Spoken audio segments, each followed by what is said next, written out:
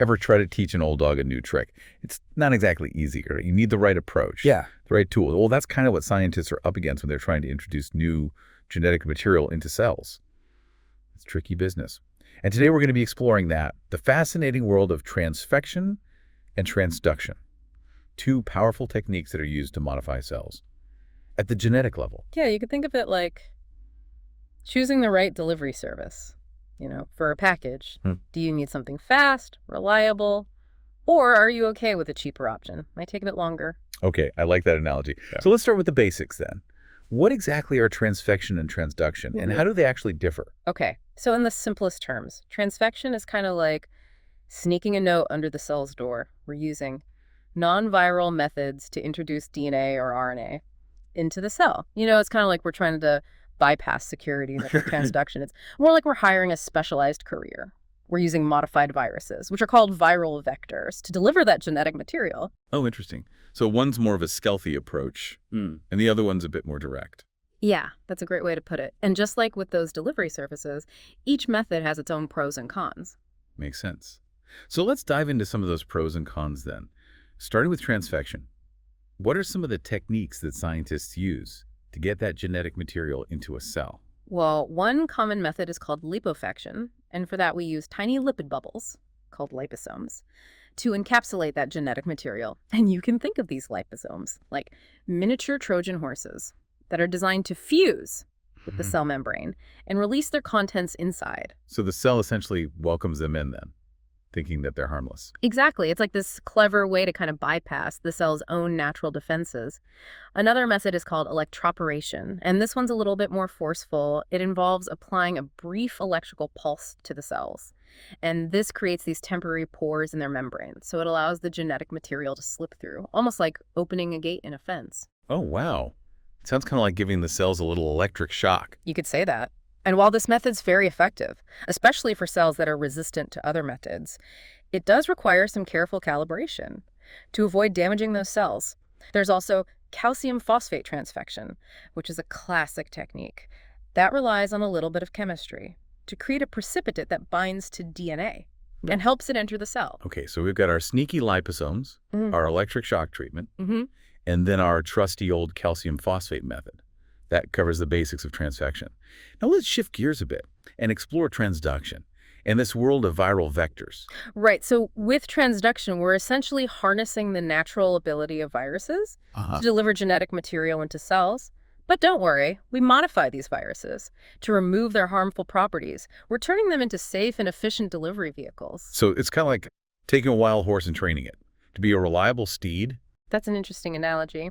And just like different horses have different strengths, each type of viral vector has these unique characteristics that make it suitable for certain applications. Okay, so can you give us some examples then of these viral vectors and what makes them special? Sure. So retroviruses and lentiviruses, they're particularly good at integrating their genetic material into the host cell's DNA. And this is super important for applications like gene therapy, where we want to make long-term changes to the cell's genetic makeup. It's like we're writing a new chapter in the cell's instruction manual then. Exactly. But there are also some potential risks, like unintended insertion into the wrong part of the genome. And then we have adenoviruses, and these are better for delivering genes that we want expressed. For a short period of time, they don't integrate into the host cell's DNA, so the effects are more transient. So they're kind of like temporary guests, delivering their message and then moving on. Exactly. And lastly, we have adeno-associated viruses, or AAVs, and these are known for their efficiency and low risk of triggering an immune response. They're becoming increasingly popular for gene therapy because they can deliver genes to specific cell types with remarkable precision. Now, it sounds like there's a whole toolbox of viral vectors to choose from, each with its own strengths and weaknesses. How do scientists decide which one's the right one for a particular application? It really depends on a number of factors, including the target cell type, the desired duration of gene expression, and of course, any potential safety concerns. Choosing the right vector is critical for the success of any genetic modification experiment. So it's not as simple as just picking a virus off the shelf. There's a lot of thought and planning that goes into it. Absolutely. It's like choosing the right tool for the job. You wouldn't use a hammer to screw in a light bulb, right? And similarly, each viral vector has its own unique properties that make it suitable for certain applications. Right, so we've covered the basics of transfection and transduction, both fascinating techniques with incredible potential. But I'm curious, what are some of the key differences between the two approaches? How do scientists choose between slipping a note under the door and hiring a specialized courier? Well, there are several factors to consider. Efficiency is a big one. Transduction, using viral vectors, tends to be much more efficient, especially for cells that are harder to transfect, using non-viral methods, because viruses have evolved over millions of years to be incredibly good at delivering their genetic material into cells. So if you need to get that genetic message delivered quickly and reliably, transduction might be the way to go. Often, yeah. But there are other things to think about too, like the duration of gene expression. So with transfection, we can achieve either transient or stable expression, meaning the gene is expressed for a short period, or it becomes a permanent part of the cell's DNA. Transduction offers similar flexibility, with some viral vectors designed for stable integration, and others for transient expression. So it sounds like there's a tool for every job in the world of genetic modification. But are there any risks associated with these techniques? I mean, we are talking about manipulating the very essence of life. You're right, there are always risks to consider. With transfection, the main concerns are efficiency and potential toxicity to the cells. We need to make sure that the methods we use are effective without harming the cells that we're trying to modify. Transduction carries its own set of risks too, primarily related to the use of viruses, even though we modify these viruses. To remove their harmful properties, there's always a chance that they could trigger an immune response or insert their genetic material into the wrong part of the genome. So it's a balancing act, weighing the potential benefits. Against the potential risk. Exactly. And that's why it's so important to approach these techniques with caution and a deep understanding of the potential consequences. But the potential benefits are truly remarkable. I mean, these techniques are revolutionizing fields like medicine, agriculture, biotechnology. They're allowing us to study gene function, develop new therapies, and even engineer organisms with desirable traits. It sounds like we're on the cusp of a new era in biological engineering, with the power to manipulate life at its most fundamental level. But like you said, it's important to proceed with caution and a deep understanding of the ethical implications. Absolutely. With great power comes great responsibility, and we need to make sure that these powerful techniques are used wisely and for the benefit of all humankind. It's like we've been given this new set of tools, and we're just beginning to explore all the possibilities. It really is mind-boggling when you think about the potential applications. I mean, we've talked about the general principles, but I'd love to get a little bit more specific. Of course. Happy to delve deeper. Okay, so let's go back to liposuction for a moment. You mentioned these liposomes, these tiny bubbles of fat that encapsulate the genetic material. How do they actually work? I mean, how do they get that genetic material into the cell without setting off any alarms? Well, it all comes down to their structure. You see, liposomes are made of lipids, which are the same molecules that make up cell membranes. So they're kind of like these undercover agents, blending in seamlessly with the cell's own structure. So the cell sees this liposome approaching and thinks, oh, you're one of us. Essentially, yeah. The liposome fuses with the cell membrane, like two tiny bubbles merging together, and releases its genetic cargo directly into the cytoplasm. It's a remarkably elegant process. What about electroporation? We talked about those temporary pores created by the electrical pulse. How did that actually work on a molecular level? Well, imagine the cell membrane as a barrier with these tiny gates that are usually closed, and these gates are controlled by electrical charges. So when we apply an electrical field, we're essentially disrupting those charges, forcing the gates open momentarily. So it's kind of like overriding the cell's security system. Exactly. And the genetic material, which also has an electrical charge, is naturally drawn to these open gates, and it rushes inside. Then once the pulse is over, the membrane repairs itself, closing the gates and trapping the genetic material inside. It's a bit more forceful than liposuction. Yeah. But it sounds incredibly effective. It is, especially for cells that are stubborn and resistant to other methods. But as we mentioned before, you have to be really precise with that electrical pulse. Too much, and you risk damaging those cells. Okay, and then let's move on to our third transfection method, calcium phosphate transfection. This one seems a bit more old school, relying on chemistry rather than fancy liposomes or electrical pulse. Yeah, it is a classic technique, but it's still widely used today because it's relatively simple and inexpensive. We essentially create a calcium phosphate precipitate that binds to the DNA. So it's like coating the DNA in a sort of chemical shell. Precisely. And the shell helps the DNA attach to the cell membrane, and then the cell engulfs the entire complex, thinking it's taking in something nutritious. It's like a Trojan horse for DNA. That's a perfect analogy. It sneaks into the cell, disguised as something harmless, and then releases its payload once inside. Fascinating. So we've covered the three main transfection methods. Now let's dive back into the world of viruses and transduction. You mentioned earlier that we use modified viruses, stripped of their harmful properties, as delivery vehicles for genetic material. How do we actually modify those viruses to make them safe and effective? It's a pretty complex process, but essentially we're re-engineering the virus at the genetic level. So we remove the genes that cause disease and replace them with the gene that we want to deliver. So it's like taking out the virus's bad engine and putting in a new beneficial one. That's a good analogy. And we also modify the virus's outer shell so that it can target specific cells. We don't want the virus delivering its payload to just any cell in the body. We need to make sure it goes to the right address. So it's all about precision targeting. Exactly. That's what makes viral vectors so powerful. We can deliver genes to very specific cell types, which is crucial for applications like gene therapy, where we want to correct a genetic defect in a particular organ or tissue. Right. And you mentioned earlier that there are different types of viral vectors, each with its own unique characteristics. Can you break those down for us a bit more? Sure. So let's start with retroviruses and lentiviruses. These are particularly good at integrating their genetic material into the host cell's DNA, making them ideal for applications where we want long-term gene expression. So they're like master builders, able to seamlessly insert those new genetic instructions into the cell's blueprint. That's a very apt description, and that integration ability is what makes them so promising for gene therapy. As that introduced gene becomes a permanent part of the cell's genetic makeup and is passed down to daughter cells. But it's important to remember that this permanence also comes with potential risks. We need to be extremely careful that the gene inserts into the correct location and that it doesn't disrupt any important cellular functions. Right, it's like making sure that a new addition to a house is built on a solid foundation and doesn't compromise the structural integrity of the building. Exactly. Precision and safety are absolutely paramount when working with these vectors.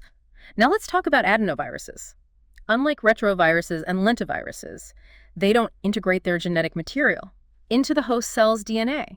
Instead, the gene we deliver is expressed for a while, but then it eventually degrades. So they're more like temporary visitors then, Right. delivering their message and then moving on. Precisely. And this makes them well suited for applications where we need transient gene expression, for example. We might use them to deliver a gene that stimulates the immune system to fight a particular disease. We wouldn't want that gene to be expressed forever. It's like giving the immune system a temporary boost just when it needs it most. That's a great way to think about it.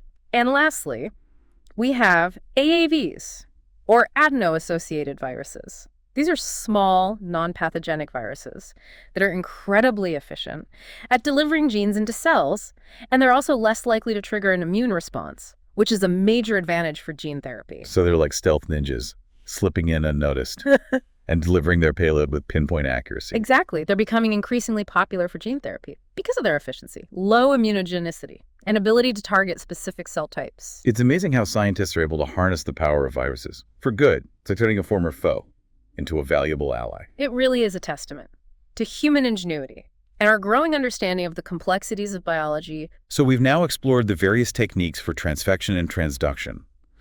It's clear that both approaches have their own strengths and weaknesses, and choosing the right method depends on the specific application. That's right. It's all about finding the right tool for the job. But with all these powerful tools at our disposal, it's important to remember that we're still in the early stages of understanding the full potential and implications of genetic modification. Absolutely. We're venturing into uncharted territory, and it's crucial that we proceed with caution and a deep sense of responsibility. We need to carefully consider both the intended and unintended consequences of our actions. Exactly. It's like exploring a vast, uncharted wilderness. We need to be prepared for the unexpected and always keep our ethical compass close at hand. Well said. And on that note, I think it's time to shift our focus to the real-world applications of these remarkable techniques. What are some of the ways that transfection and transduction are being used to solve problems and improve lives? That's a great question, and one that deserves its own deep dive. From treating genetic diseases to engineering more sustainable crops, the applications are truly vast and Yeah. rapidly evolving. Yeah, it really does seem like we're on the verge of this whole new era in biology and medicine, with the potential to treat diseases that were once considered incurable. Oh, absolutely. It is an incredibly exciting time to be working in this field. The advances we're seeing are truly remarkable. So let's start with gene therapy.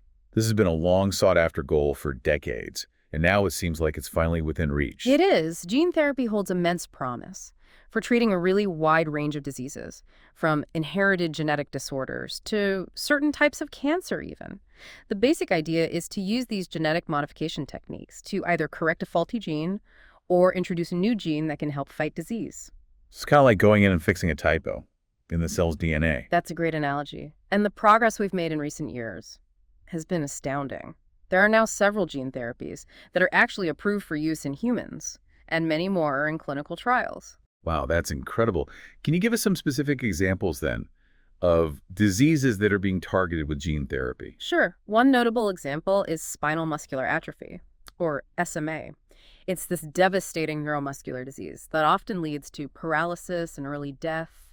And scientists have developed a gene therapy that delivers a functional copy of the gene that's actually mutated in this disease, and the results have been remarkable. So children who would have otherwise faced a bleak prognosis now have a chance at a healthy life. Exactly. It's truly a game changer. And there are many other examples, too. Gene therapy is being used to treat certain types of blindness, blood disorders, even some forms of cancer, like I mentioned. It really does sound like we're on the cusp of a revolution in medicine. I believe we are. And gene therapy is just one application. Of these powerful techniques, transfection and transduction are also being used in drug discovery and development as well. Oh, how so? Well, we can use these techniques to create cells that produce large quantities of a specific protein, which is incredibly valuable for studying the function of that protein and for developing new drugs that target it. So it's like having a miniature factory inside a cell, churning out proteins on demand. Exactly. And this has led to the development of new drugs for a wide range of diseases, from diabetes to cancer. Wow, it's amazing to think about the ripple effects of these seemingly simple techniques. They're not just changing medicine, they're changing the entire landscape of biological research. You're absolutely right. Yeah. And beyond medicine, transfection and transduction are also making a significant impact in agriculture. Oh, really? Can you give us some examples of how these techniques are being used to improve crops? Sure. One major area of research is in developing crops that are more resistant to pests and diseases, which could help reduce our reliance on things like pesticides and herbicides, which have negative environmental impacts. So we could potentially engineer crops that are both healthier for us and better for the planet. Precisely. And scientists are also working on engineering crops that are more nutritious, for example. They've developed rice that produces beta-carotene, which is a precursor to vitamin A. Wow. That could be life-changing for people in developing countries who rely on rice as a staple food. It could. It's a powerful example of how these techniques can be used to address global health challenges. It seems like the possibilities are truly endless. They really are. We're just scratching the surface of what's possible with transfection and transduction.